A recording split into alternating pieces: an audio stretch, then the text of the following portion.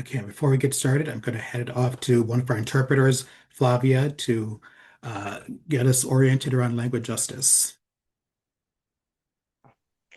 Thank you so much, Saka. So these are the interpretation instructions. For the purposes of this gathering, we will have simultaneous Spanish interpretation. If you want to listen in Spanish at this time, connect into the booth. This is located at the bottom. Click where it says more, then click language interpretation, and you can choose Spanish, and you will be able to listen in Spanish. Un recordatorio que si quieren escuchar en español, en estos momentos, por favor, vayan al canal de español, está ubicado abajo de todo. Hay tres puntos que dicen more, opriman ahí y opriman interpretación de idiomas y español, y ahí podrán escuchar en español. Muchas gracias. Thank you, Sakat. Over to you. Thank you so much, Flavia. So hello, everyone. We're really excited to be here with you, so many of you tonight. There's 700 right now and counting. It's great. The number is going up every second. It's ticking up. We're so excited to have you here with us. And Ramadan Mubarak to everyone out there who's observing. I know I just broke my fast a little over an hour ago, and so that's why you have the energetic socket rather than hangry socket, who you don't want leading this call. And for our Muslim friends farther west, I'm sorry. I know this call is right up against iftar time for many of you, but we really appreciate you joining us. My name is Saqib. I am with Acre and Bargaining for the Common Good, and I'm so stoked to welcome you all here tonight on behalf of Mayday Strong. We're here tonight to build the drumbeat towards a powerful day of no work, no school, and no shopping on May 1st. We're totally inspired by our friends in Minnesota who pulled off a historic day of economic disruption on January 23rd and forced the Trump regime to end the ICE surge. All across the state, 1 million people participated by either not going to work, not going to school, not shopping, or all of the above. We know 75,000 people marched through downtown Minneapolis in negative 40-degree weather. Over 700 businesses closed in solidarity. So on May Day, we want to take the Minnesota model national to stop the authoritarian takeover. We'll come together as workers and community to throw a cog in the wheels of the system that benefits the billionaire oligarchs at our expense. So if you haven't already, please go to workers.fyi/commit, workers.fyi/commit, and sign the Mayday No Work, No School, No Shopping pledge. We'll also drop that link in the chat once the chat settles down. But first, we know this is a heavy time, right? The Trump regime is waging war on Black, brown, and working class communities here at home with the ICE surges, the attacks on the social safety net, and the attacks on our democratic system. At the same time, the regime is also waging war on the people of Iran. I woke up this Saturday at 4 a.m. to eat sahur before the start of my fast. I looked at my phone and I saw text messages from family in Qatar saying there were missiles flying over their homes. That's how I learned that we had attacked Iran. Right, on Saturday, people across the Middle East broke their fasts while bracing for the bombs dropping other countries, and that's been true every day since. Between the US and Israeli attacks on Iran, Lebanon, and Palestine, and Iran's retaliatory strikes, there are nearly a dozen countries in the Middle East embroiled in this reckless and immoral war of choice by Trump. So our first speaker today will talk about what's happening in Iran and how folks are organizing to stop the war. Please welcome Yasmine Taeb from Empower Change Action Fund. Great. Thank you so much, Saqib and friends, for having me and giving me the opportunity to join you this evening to talk about the disastrous war with Iran. I'm Yasmine Taeb. Sorry, it's starting early. I'm trying not to get emotional. It's been a long day. So we're unfortunately in the midst of yet another catastrophic war started by the US government in the Middle East that has now spread to, as Saqib noted, to more than 10 countries in the region. And, you know, for me, I'm just thinking, have we not learned anything of 25 years of war in the Middle East? Trump has not made the case for war with Iran to Congress or the American people.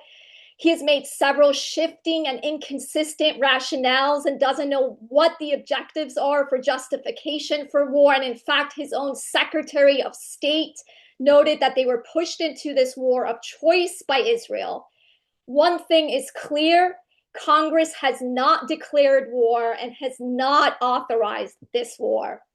Trump knows that there has been no credible intelligence, neither prior to last year's US strikes, nor prior to last year's Israel attacks on Iran, or even now, that Iran has made a decision to seek nuclear weaponization or that nuclear weaponization was underway. In fact, Iranian officials have claimed the exact opposite hours before Trump delivered the State of the Union address, lying to the American people. Last year's strikes did not advance US national security interests. They undermined them, as has this illegal and unauthorized regime change war. Let's be clear about how we got here. President Trump unilaterally withdrew from Obama's Iran deal in 2018, which was working, limiting Iran's nuclear program peacefully, and the Iranian people were not suffering and starving as a result of the current economic sanctions. Trump imposed a maximum pressure campaign on Iran during his first term, economic warfare to essentially strangle Iran's economy, which resulted in the collapse of Iran's currency at the end of last year.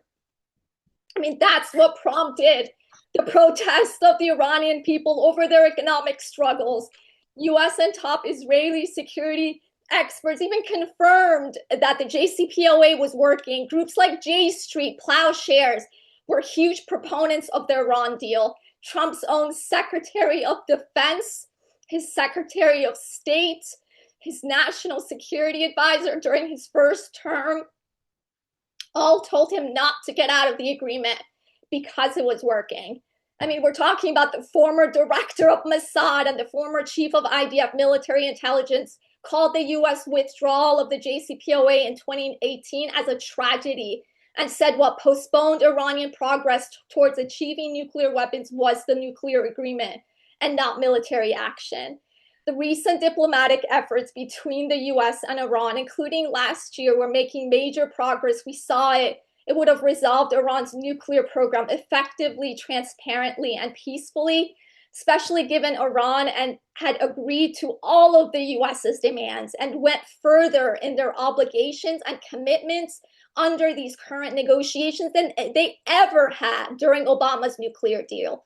But what did Trump do and Israel do? They simply bombed Iran once again in the middle of negotiations to launch this catastrophic war of choice. I mean, the Trump administration is pursuing an illegal and unconstitutional and reckless war with Iran that will make the US and the region less safe and will kill countless civilians in Iran.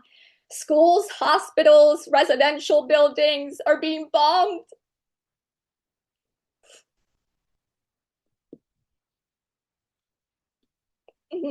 Except today, in his own words, he said death and destruction from the sky all day long. I mean, we have over 1,000 Iranians that have already been killed, including 165 elementary school girls who were bombed Saturday morning simply because they were going to school to attain an education, the one place outside of their home they're supposed to feel protected and safe. We know the American people do not support this war. 75% of voters oppose war with Iran. And the Iranian people inside Iran, including my entire extended family, also oppose military action. Iranians want the sanctions to be lifted. They want to be able to have a family. They want their dreams realized, just like the rest of us. Unfortunately, proponents of regime change and war have for years worked to sabotage diplomacy with Iran.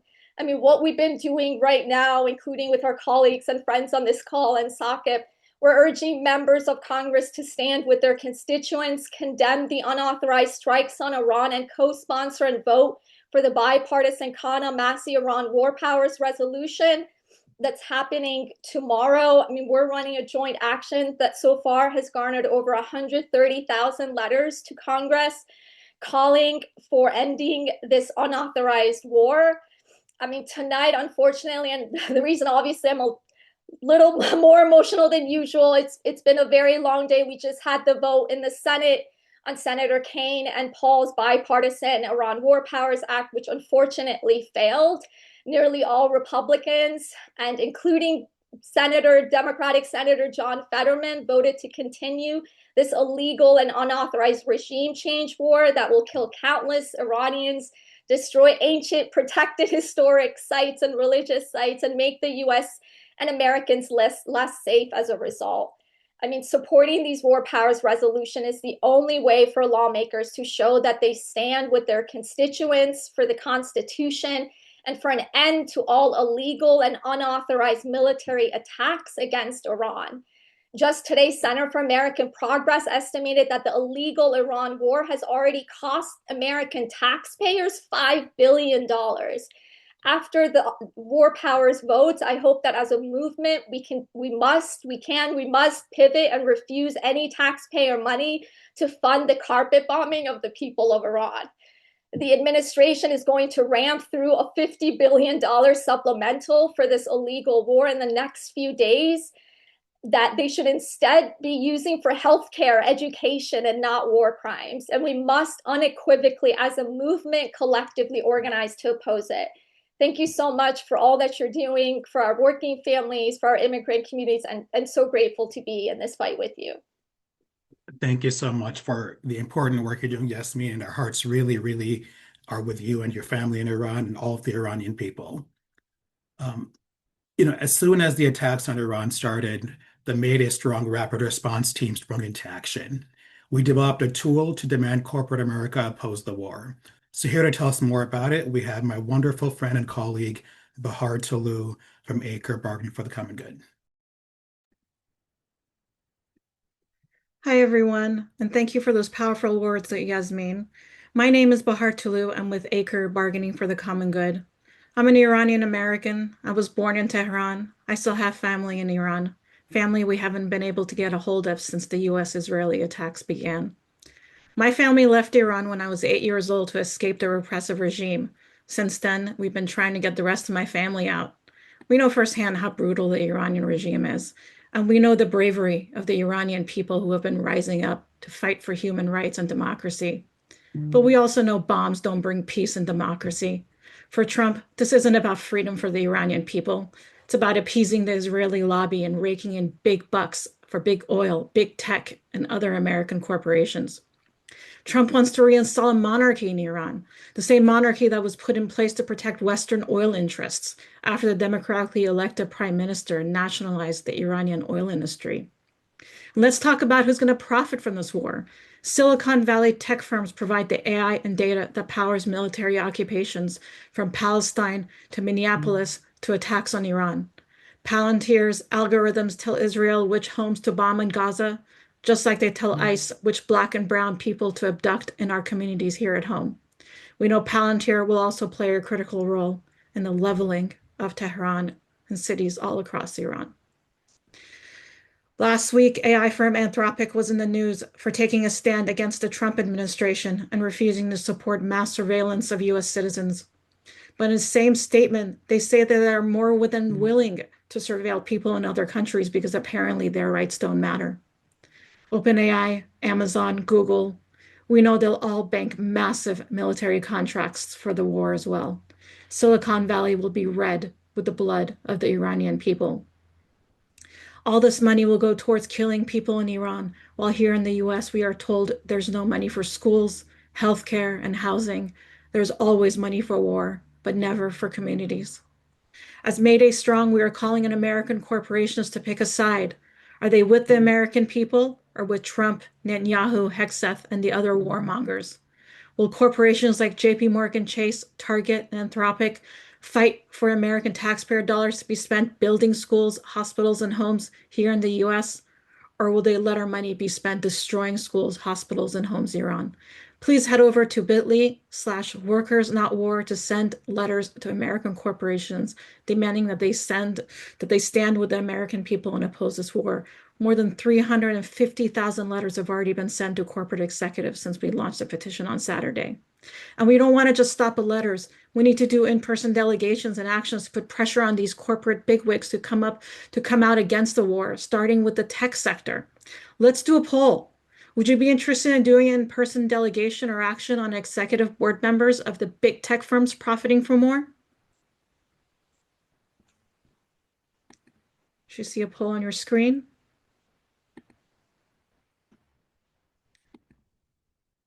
Give you a little bit of time to vote.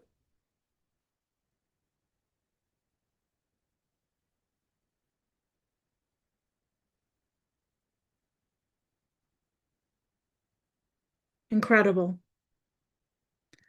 Wow, amazing. Lots of interest. So now I need everyone who clicked yes to head over to bit.ly/tech and war and let us know that you want to be a part of local in-person actions. Again, if you said yes, please fill out the very short form at bit.ly/tech and war, and we'll follow up with you about local actions calling on tech firms to oppose the war. Please take 10 seconds and do this right now. Thank you. Thanks, Bahar. Again, thank you for sharing your powerful story.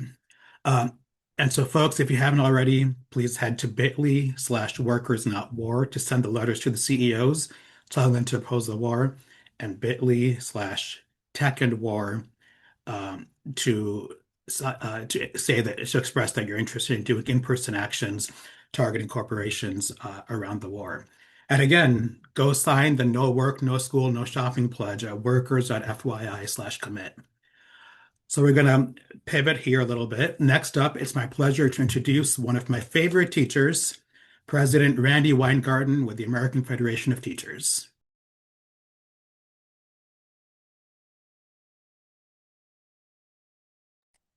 I can't start my video, so somebody has to start it for me.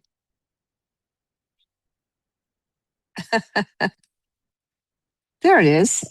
Thank you. Thank you, Sakib. And I want to just make sure that people know we sent a letter in support of the War Powers Resolution and have been lobbying it, as has, frankly, I was a part of J Street delegation, has been lobbying it the whole time for the last several days, because as our sisters said before, this is it's not just an illegal and an unjust war. It is just the amount of death and destruction is terrible. There's been absolutely no dialogue with the American people as to what this was about. And the JCPA, which was done by the Obama administration, would have and did do all the things that President Trump says. And it is so we are with you in every single way. And this is from a union who has also fought for the voices of the Iranians in Iran right now who have opposed the regime for all of these different years. So I just wanted to make sure you knew that was a position that our union has taken, and we are engaged with all of the activists on this who are just and just so absolutely justifiably angered, including, by the way, we have teachers on the military bases who we represent in so many areas in the Middle East that we have been, who are in harm's way right now, not just the troops. So today, many of our members talked about this, but they used March 4th, which we did as well last year, to March 4th the things that we know we need in a proactive way, using that day to actually talk about what do our kids, what do our communities, what do our families need. We are all part of so many no coalitions, like No Kings and like no unjustifiable wars. But there are many times that we as a community have to be about what it is that we want America to be. And we want America to be a place of opportunity for all, not just the billionaires, a place where our children have the schools they deserve, where patients have the hospitals they deserve, not the kind of cuts that happen in terms of Medicaid or the cuts that happen in terms of SNAP.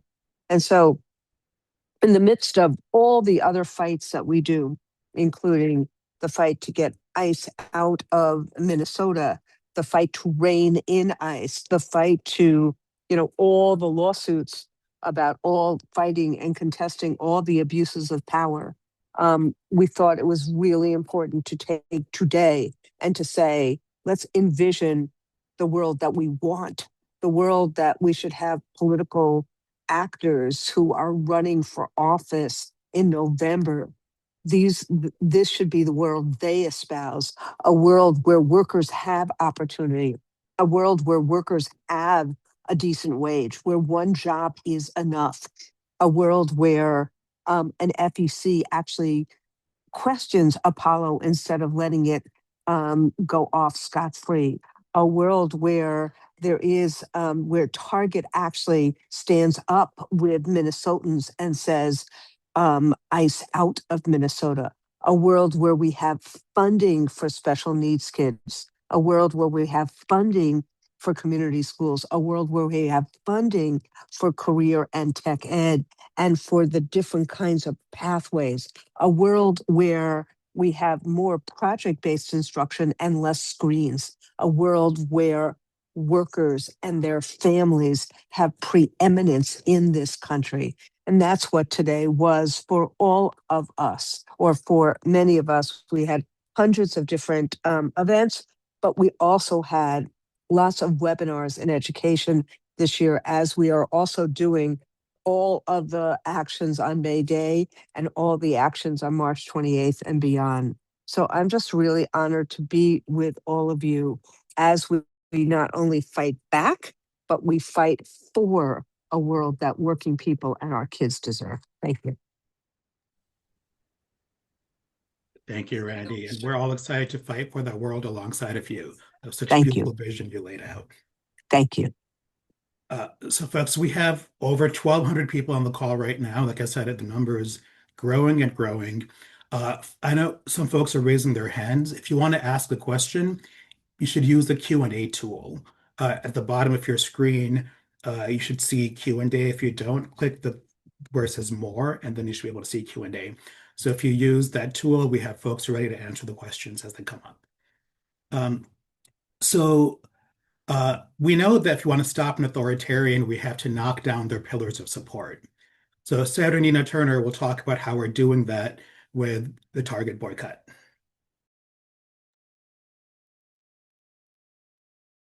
Thank you so very much. It is such a pleasure and honor to be here with all of you, and definitely great to be on with President Randi Weingarten, to Yasmine and everyone who spoke before me. I mean, I definitely felt what she was saying. To the people of Iran, justice-minded Americans stand side by side with you. We cannot war our way to peace. And what happens over there happens over here. What happens in Gaza happens over here. What happens in the Congo or Haiti or Sudan, it happens over here. The same spirit and the same power that would allow children in this country to go to bed hungry every night does not mind bombing an entire school with babies in it, whether it is in Iran or whether it is in Gaza. It is the same power, it is the same energy. And this is why we collectively, the workers, have to mount up our power, not just to march in the streets, but to ensure that there is a consequence and a repercussion for any elected official and any corporation that does not pick the side of humanity, that does not pick the side of justice.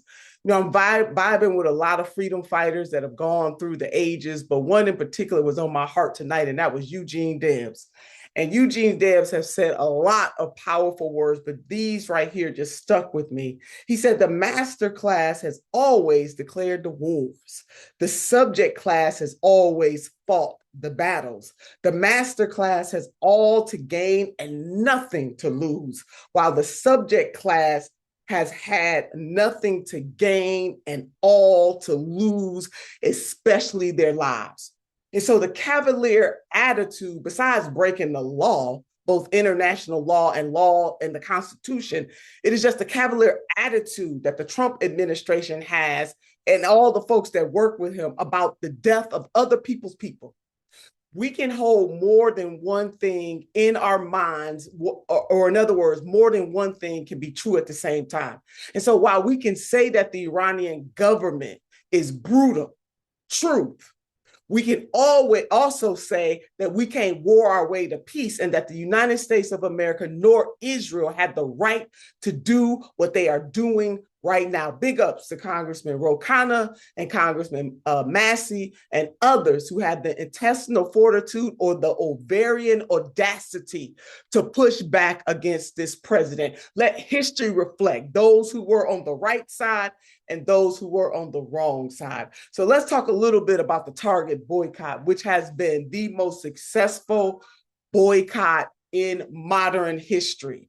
The first most successful boycott happened in Montgomery, Alabama. It was the Montgomery bus boycott, where for over 381 days, Black people and their allies stood side by side and decided they were not going to get back on that bus until Black people were treated as equals. Now, when the bus company changed their mind, it wasn't for moral reasons. It wasn't because they all of a sudden woke up and said, oh my God, we've been doing Black people wrong. No, it was their pocket. It was the money.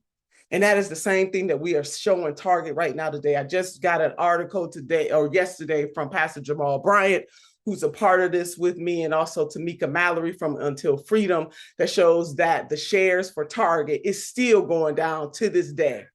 We are in talks with them, and we are going to have an announcement. Again, big ups to the teachers for joining us side by side. I don't know if President Stacey Davis Gates is on here either, but again, part of the teachers union for standing side by side with us on this. But we are going to make a big announcement on March the 11th. But the reason why the Target boycott worked is because millions of people across this country, they heard the cry and they decided that they were not going. Now, yes, there are many corporations beside Target who are not patriotic, who are inhumane, who grovel at the trough of money at the expense of everybody else. But we had to start somewhere. And we started with Target because Target made a very seminal promise to the Black community after the murder of George Floyd. What Target did in that moment was the right thing to do. And then you fast forward to 2025, they had the pure unadulterated gall to bend to bigotry. And so when you bend to bigotry after making such a pronounced and profound promise, there has to be consequences and repercussions. So to everybody who is on this call with us, everybody all around this country who stood side by side with us for this boycott, thank you so very much. Now, we need to expand that beyond Target. So the May Day Strong is beautiful, and it is following in the tradition of workers who came before us when they were fighting for the 8-hour workday. Sometimes we forget that was not always the norm. And I know for so many workers in this country, that is still not the norm. But because people had the ovarian audacity and the intestinal fortitude to stand up to the bosses, to let them know that you're not about to work us to death. We are back in that same moment right now. So not only do we have to withhold our money collectively on May Day, beautiful thing, no shopping, all of that stuff. But we have got to figure out a way, just as we have done in the Target boycott, to make this sustainable. And that is why the idea of the general strike is, in fact, the ultimate thing that working class people from all walks of life, no matter what we agree on or disagree on other issues, what we must agree is that 911, what is your emergency? We have been robbed, and we have been robbed of millions of dollars of our wealth as working class people by a ruling class oligarchy that does not care about us, our children, our children's children, and there must be a consequence for this. There must be a consequence for Senator Fetterman, who betrayed the people who voted for him. He must be primary. And all of these feckless elected officials, And I don't care if they Democrat or Republican, you got to pick a side. Either you are for justice or you are not. Either you are for the working class or you are not. Either you believe that working class people in this country deserve universal health care or you do not. We ain't talking public option. Either you believe that you must stand up and make sure that Social Security remains solvent so that the elders who have paid into that get that money or you do not. Either you believe that we should have childcare in this country that doesn't cost an arm and two legs or you do not. Either you believe that people should be able to be housed and that we should not allow corporations to buy up the houses and drive up the costs, or you do not. Either you believe that the people in the United States of America deserve clean air, clean food, clean water, a living wage, or you do not. Either you are for justice or you are not. And so what I am saying to this May Day coalition, that we don't have time to play games with these fools anymore. And I do not care if they have a D or R behind their name. The initial that I care about more is how they comport themselves when it comes to lifting up working class people in this country. You know, Reverend Dr. Martin Luther King Jr. once talked about how they got rugged determination for the individual and they got socialism for the ultra wealthy. Now I'm paraphrasing them, but that is the truth, the whole truth, and nothing but the truth, so help us God. So if we are ready to marshal our forces, we should see this as phase one of this fight, because only all that we love is on the line. That's all. And so whether it's our sisters and brothers in Iran, or our sisters and brothers in the Gaza, or our sisters and brothers in the Congo, or our sisters and brothers down the street, the same corrupting forces that don't care about us in the United States of America lack the capacity to care about anybody else's people. And that is why we must rise up and use the most precious resource that we have, and that is our labor. So I look forward to continuing this righteous fight with the organizers of May Day Strong and others all around this country, and dare I say the world, when workers stand up and make the demand and use our ultimate resources. We must make a demand on corporations, and we must make the demand on politicians. And we got to let these folks know, you're not getting back in office. You're going to continue to try to play with us. My last thing is that my grandmother always said that you could put truth in the river 5 days after lie, but truth gonna catch up. And the truth has caught up today that there is a two-tiered system in this country, one for the ruling class and one for the rest of us. But guess what, sisters and brothers, family and friends and frenemies, there are more of the rest of us than there are of them. So we must organize, mobilize, plot, plan, strategize, to quote my brother Killer Mike. And once we do all of those things, we must continue to fight, because evil never sleeps. So good can never take a vacation. So let's take this mighty coalition that we are building, get in there and plot and plan, and carry this thing from 2026 to 2028. Phase one. And anybody who has not had the intestinal fortitude or the varying audacity to call these atrocities, enumerate them, what they are, we have no use for them. The lesser of two evils is still evil. And so if we do find ourselves, God forbid, going with the lesser of two evils, let us not delude ourselves that the lesser of two evils is still evil. I am looking and fighting for an opportunity for us to at least one good time vote for the best, vote for good, and not continue to vote for the lesser of two evils.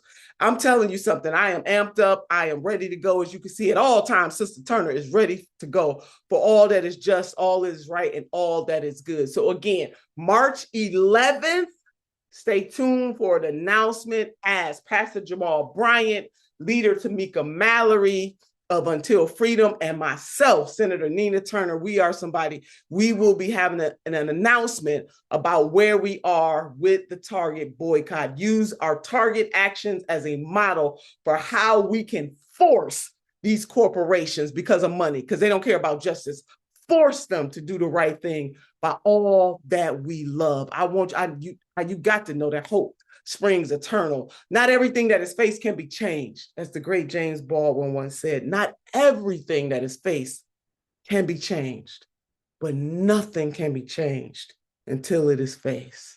So we are ready to face and slay these demons. Wow, Senator Turner spitting fire. Damn, I would follow you to the end of the world. Let's give her some love in the chat. Yes. Wow. Like I said, if you're fired up and want to get involved, please head over to workers.fyi/commit, sign the May Day pledge. Also text solidarity to 58910 to join, be approved, to be kept posted on upcoming events and to get involved. Again, that's text solidarity to 58910. Um, so last month, Mayday Strong launched our affordability agenda. I'd like to welcome Max Page, president of the Massachusetts Teachers Union, the Massachusetts Teachers Association, to tell us about the affordability agenda. Thank you, Max. Thank you, Sakab. I'm really pleased to be here. My name is Max Page, and I am president of the Massachusetts Teachers Association. We're a 117,000 member union of education workers in Massachusetts public schools and colleges. So last year, May Day Strong inspired the largest set of protests on May Day in American history, with thousands of events across the country and millions of people, all of you on this screen, no doubt, hitting the streets to protest the Trump administration. And we have to continue to stand against the attacks, the criminality, and the outright violence being perpetrated by this administration. But we also have to, at this very moment, as we just heard so beautifully, lay out and fight for a different vision of the future of the future for working people. So a week ago, May Day Strong released the Real Affordability Agenda, a policy and resource manual to put a good life for everyone back within reach. Out into the world. And I think you'll get a link in the chat to access that. It's a comprehensive plan to build a movement for multiracial democracy, change the economic rules of the country, and put the makings of a good life back within everyone's reach. And you can please take that, read it, and distribute it widely. This is not a dream exercise. It is instead, as the title suggests, an agenda for a clear, achievable vision for society where workers' fundamental needs are met, where our work is valued, and where our communities can thrive. It includes specific proposals for activists to employ in campaigns in every state in the country. It includes resources and examples from cities and states that are making progress on this real affordability agenda. The key areas, just very quickly, include, of course, affordable housing. Corporate rent gouging, real estate wealth concentration, private equity landlords are the primary drivers of the housing crisis, and we are going to demand targeted regulatory and financing reforms, strict limits on rent increases so people can stay in their homes, dedicated taxes on luxury property sales and high-value assets to fund affordable housing production and preservation, and large-scale development of social housing models like much of the rest of the world has that ensure permanent affordability and resident governance. We seek to establish housing as a public good secured through democratic control and progressive revenues. Second is good jobs. Wage stagnation and declining worker power are on the rise despite surging corporate profits, and we're going to demand structural reforms to secure dignified employment. We're going to demand living wages aligned with productivity growth and a jobs guarantee program to put displaced and unemployed workers in good jobs. We'll call for universal paid leave, the repeal of anti-union laws, strong worker organizing protections, curbing employer misclassification tactics, and raising the minimum wage closer and closer to the actual cost of living, at least $25 an hour, and an end to all sub-minimum wages. And then thirdly, affordable housing, universal needs. We're going to demand universal access to essential services by eliminating cost barriers and corporate profiteering. What does that mean?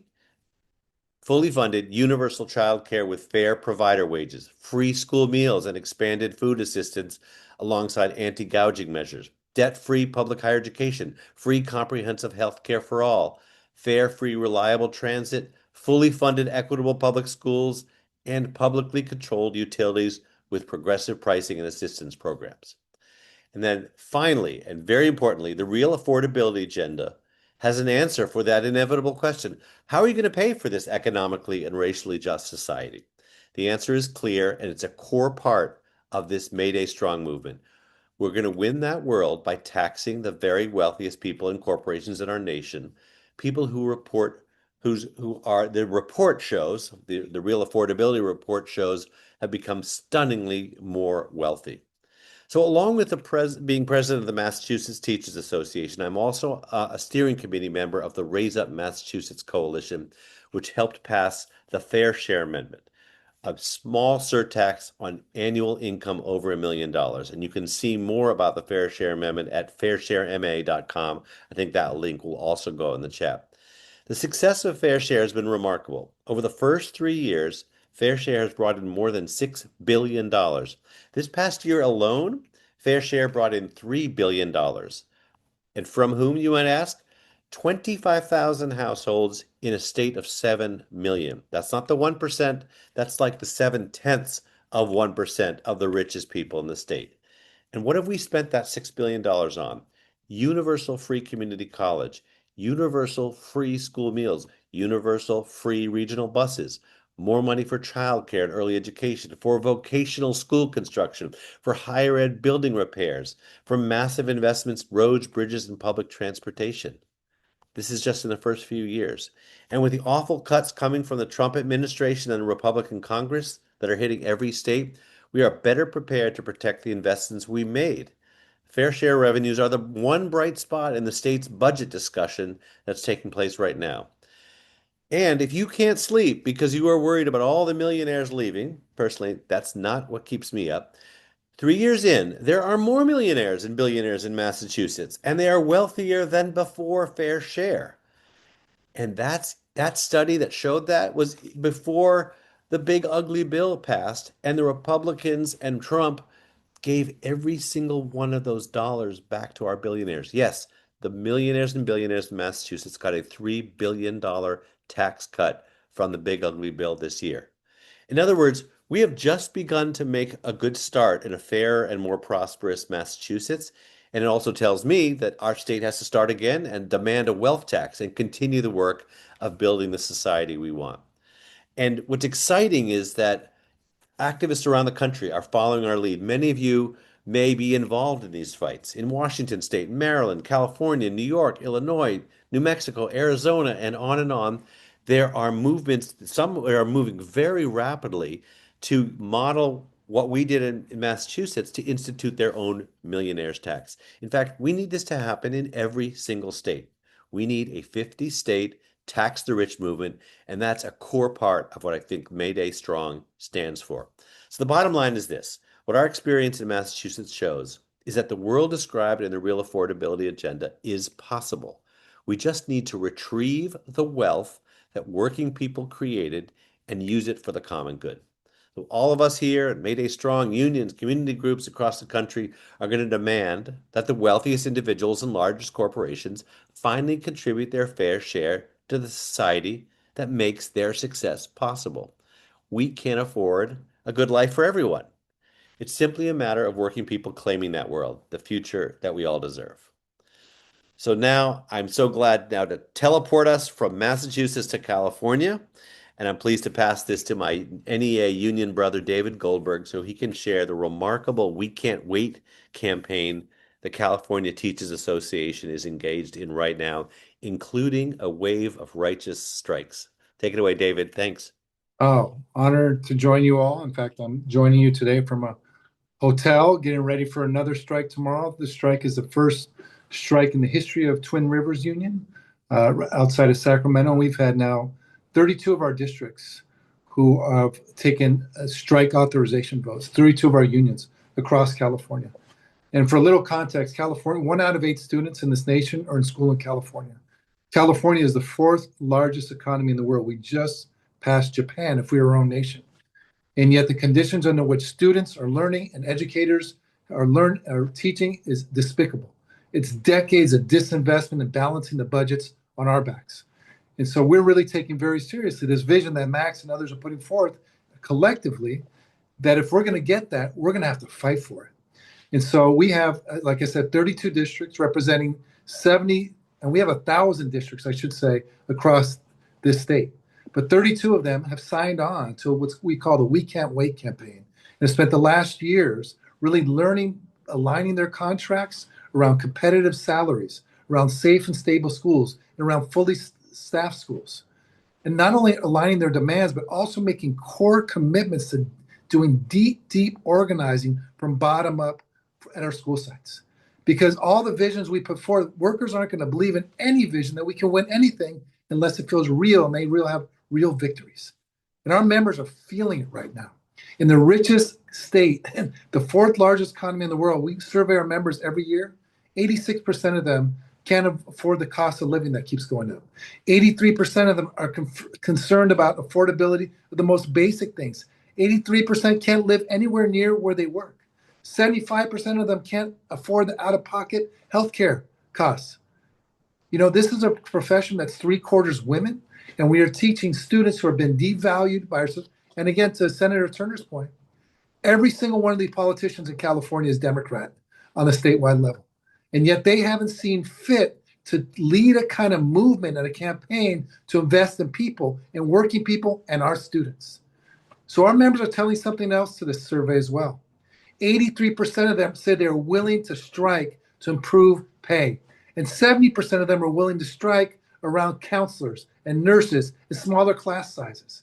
In California, we are fortunate. People before us, like my grandmother, who went on strike in the 70s when it was illegal, fought for us to have the right to strike. But it was very narrowly defined around salary and healthcare. And so when we'd strike, the districts will have seen these greedy teachers. All they care about is salary and healthcare. But what unions are doing now, and as part of this We Can't Wait campaign, is they're fighting around special ed, and they're winning it. They're fighting around sanctuary schools like they did in San Francisco, and they won that. They're fighting around services and counselors and nurses around community schools like they did in LA and Oakland, and they're winning it. So we're putting forth a vision around how to actually struggle around what Max and others are putting forth as well. And there's beauty in the struggle. It is going to be a beautiful thing to be on the strike lines tomorrow. And the last thing I'll say is that we know that we're creating the conditions. A lot of these districts are going to, in May 15th, you can have layoffs. And very cynically, after we win some of these strikes, districts are saying we're going to have layoffs. So we're looking at May 1st as another chance for places where districts are trying to lead with these cynical layoffs to say we're all going to be out against these layoffs. Again, connecting our role as educators, our class sizes, and the students' learning conditions and our working conditions. So we're in California, we're happy to be part of this. We're trying to do our best to provide a model of what it looks like for working people in a state like California to really push and say, this is what resistance really looks like. It's not just photo ops. Real resistance means taking care of healthcare for Californians, of education for Californians, or looking after the most vulnerable Californians and looking after working people. So we're honored to be part of this. We're honored to be part of this struggle, and we look forward to continuing to work alongside all of you on this call. Thanks, David. The We Can't Wait campaign is just so inspirational. And thank you for leading that. And yeah, we're all in solidarity with y'all as y'all deal with the retaliation and everything else that's happening with the layoffs being threatened. So next we'll hear from Shemica Parish-Wright, the executive director of Vocal Kentucky, who will talk about what's at stake in this movement.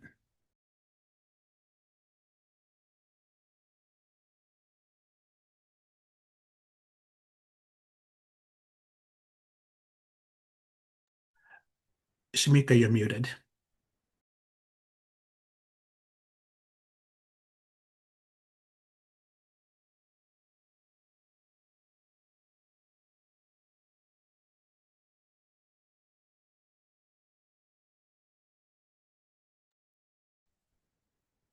All right, can you hear me now? Yes. Okay, apologies. Good evening. My name is Shemica Parish-Wright, and I serve as a Louisville Metro Councilwoman in Kentucky and as the Executive Director of Vocal Kentucky, Voices of Community Activists and Leaders. And I wanted to talk about how Kentucky is a beautiful state, killed.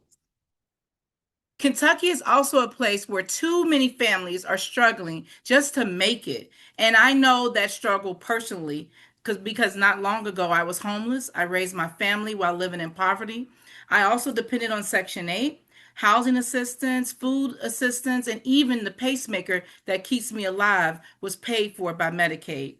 Programs like these didn't make me weak. They gave me the chance to survive long enough to fight for something better. And today I'm using all my roles in community and all my decision-making hats to make sure other families have the same chance. But my story is not unique in Kentucky. Across our 120 counties, people are working hard but still falling behind.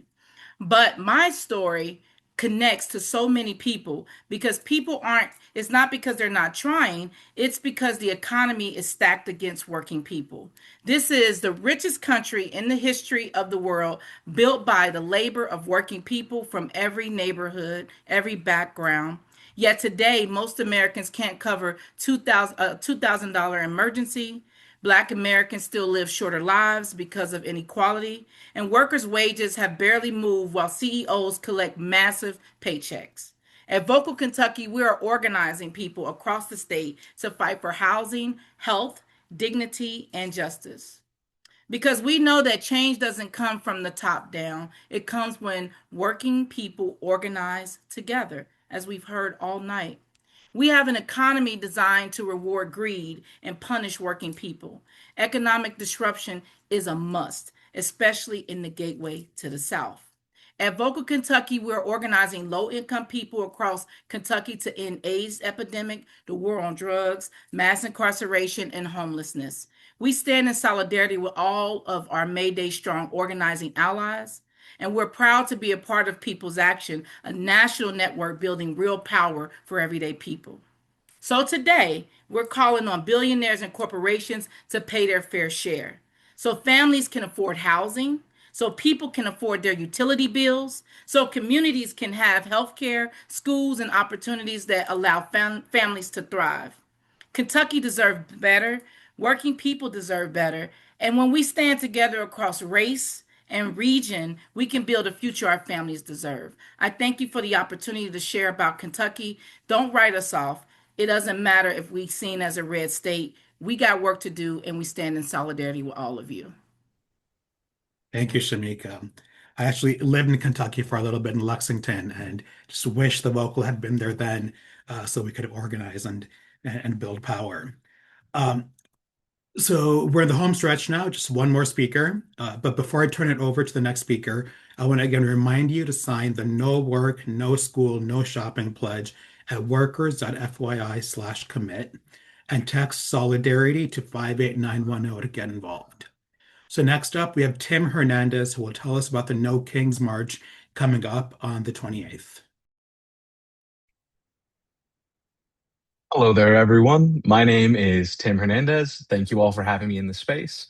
I just want to name the work you've been doing: over 1,000 events last May Day, Labor Day actions across the country, and now building towards May 1st. That's the kind of organized, sustained worker power that makes everything else possible. Labor is the backbone to our movement, and No Kings on March 28th is stronger because of the people in this room. Right now, President Trump is trying to rule through violence, repression, and fear, but he's underestimated working people. 7 million of us showed up in October. That was one of the largest single-day nonviolent actions in U.S. history. And since then, the administration has only escalated, sending mass agents into neighborhoods, supercharging the budgets for these raids, all while working people can't afford groceries, rent, or even afford to think about healthcare. They have billions for repression, but they're cutting the protections the rest of us depend on. So we're not going to roll over while our families are under attack. On March 28th, we're coming together again, nationwide, because we know we can overcome this when we unite. If there's an event near you, sign up, go. Bring your coworkers, bring your neighbors. Every No Kings event is hosted by local community members trained in de-escalation to make sure that these are powerful, lawful, and disciplined actions. You will not be out there alone. And if you don't see an event near you, start one. Become a host. You don't have to be a professional organizer. We have the training and support to help you put on something real in your community. Whether it's a march, a rally, or a gathering, it counts and it matters. Our movement just keeps growing. 7 million in October, Ice Out for Good protests in freezing cold weather. I can only imagine what March is going to look like, especially when this administration debuts a new horror every day. So I ask that you find an event or register to host one at nokings.org. Working folks built this country. We know how to take care of each other. And on March 28th, we're going to prove that in America, We have no kings. And with that, thank you so much, and I appreciate being in space. Thank you, Tim, and really thank you to the entire No Kings team for bringing us all together again in 3 weeks. Just can't wait. So, all right, folks, just a quick recap of the action items. First, please go sign the No Work, No School, No Shopping pledge at workers.fyi/commit. Then head over to bit.ly/workers-not-war to send a letter to corporate America CEOs telling them to oppose the war in Iran, and text solidarity to 58910 to get involved. Like I said at the start of this call, this is a heavy time. The Trump regime is moving quickly to cause as much destruction as possible, as fast as possible. But I believe we can stop them because people power will always prepare. Because people power will always prevail. So buckle up and let's go do this. Thanks, everyone. Enjoy the rest of your evenings.